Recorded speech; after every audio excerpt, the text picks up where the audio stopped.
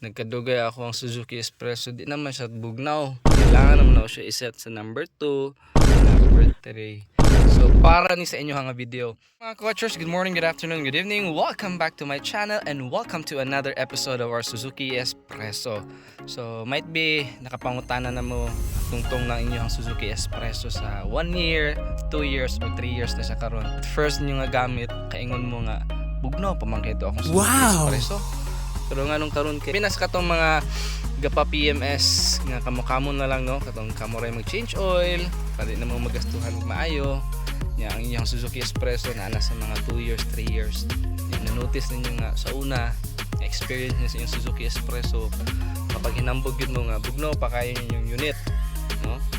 Butang lang niyo sa number 1, ma-feel na tayo ninyo sa tubangan even sa likod nga bugnaw kayo. Pero nga nagkadugay ako ang Suzuki Espresso, di naman siya bugnaw. Kailangan naman ako siya iset sa number 2, sa number 3. So para ni sa inyo nga video. So mga ka-watchers no, mo ni akong ginahimo. Nakapalit ko katong washable nga cabin filter. So dire siya makita mga ka-watchers. Na so tanggalon lang na ninyo and ako kay ni nga tabang nga ang kanang kabugnawon sa inyong Suzuki Espresso. Mabalik na pud siya. Na so tanggalon lang na siya mga lock mo na yung lock. Doot na padulong dito. Sa pikas po doot para mabli. Muminda ko kayo nga factor. Kadaghanan sa mga sakyanan labi na nga kamo-kamo na lang ang pa-change oil. Kamo-kamo ra ang ga-maintain din niyo ginaadto sa kasa kay mas kakamahalan mo. So morning cabin filter. Bago ko lang nigilimpyuhan kag gani harayod. Giyugasan nako.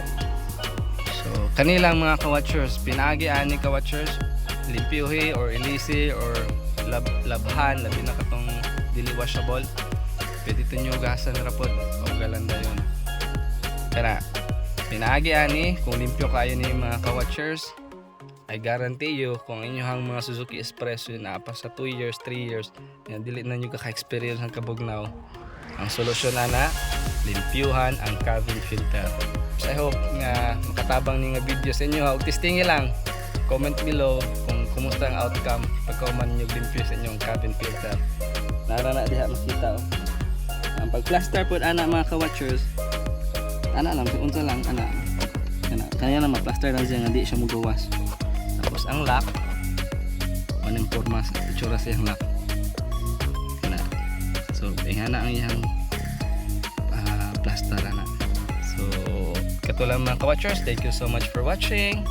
Bye-bye.